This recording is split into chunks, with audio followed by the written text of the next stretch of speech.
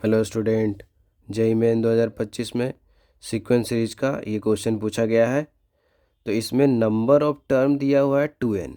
एक एपी है जिसका नंबर ऑफ टर्म कितना है 2n, और sum of term occurring at even places. इसका मतलब हुआ कि इवन टर्म का सम दिया हुआ है 40।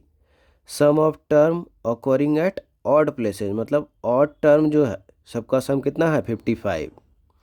और ये बोल रहा है कि first term exceeds the last term by 27। तो यहाँ पे ये बोला जा रहा है कि फर्स्ट टर्म ज़्यादा है किससे, लास्ट टर्म से। कितना ज़्यादा है 27। तो थोड़ा लैंग्वेज घुमा घुमा के बोला है इसमें। फिर फाइनल एन का वैल्यू पूछा जा रहा है। तो सबसे पहला स्टेप इसमें यह है कि हमारा एक एपी दिया हुआ है T1 T2 T3 T4। अब इसमें T2n तक गया है क्योंकि लास्ट टर्म क्या बोला है, कितना नंबर ऑफ टर्म है 2n। तो T2n तक गया हुआ है। अब इसमें यह है कि ए को हम फर्स्ट टर्म मान लिए, डी को कॉमन डिफरेंस। तो सबसे पहले ये था लास्ट में जो बोल रहा था कि फर्स्ट टर्म जो है वो कितना से एक्सीड कर रहा है 27 से। किससे, लास्ट टर्म से। तो यहाँ पे लिख दिया कि T1 जो है ज़्यादा है 27 किससे, T2n से। अब कोई भी टर्म को कैसे लिख सकते हैं, फर्स्ट टर्म तो ए ही है T2n। तो टी आर होता है एपी का formula a plus r minus one into d. तो T2n क्या लिख सकते हैं, a plus 2n minus one into d. तो यहाँ से दोनों तरफ से एक कट जाएगा, तो इसको जब हम इसको उस साइड भेज देते हैं तो -27, मतलब 2n minus one into D कितना आ गया, -27। तो एक इक्वेशन बन गया। हमारे पास वेरिएबल कौन कौन है, ए डी और एन, मतलब 3 इक्वेशन चाहिए एन निकालने के लिए।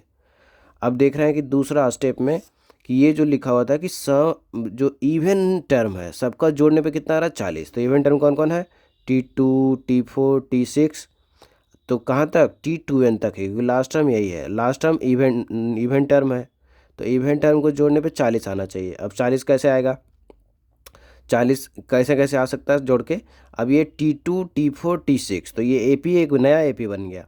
अभी इस एपी का डिफरेंस कितना होगा, तो T4 में से जब T2 घटाते हैं तो डी नहीं, आगे कितना आता है 2D। तो एक नया एपी है जिसका डिफरेंस है 2D। अब फर्स्ट टर्म कौन है, T2 क्या होगा, ए प्लस डी।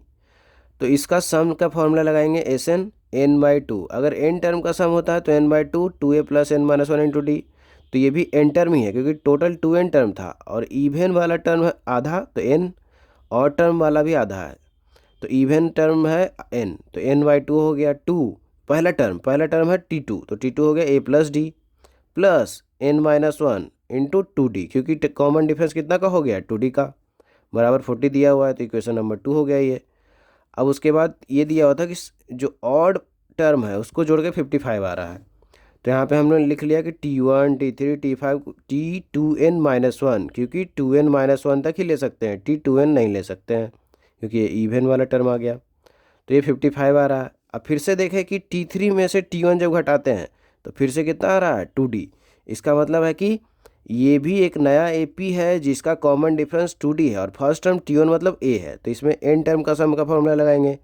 तो n by two, 2a plus n minus one into 2D, क्योंकि कॉमन डिफरेंस कितना का हो गया है 2D का, और ये 55 है। तो इक्वेशन 1 2 और 3 बन गया।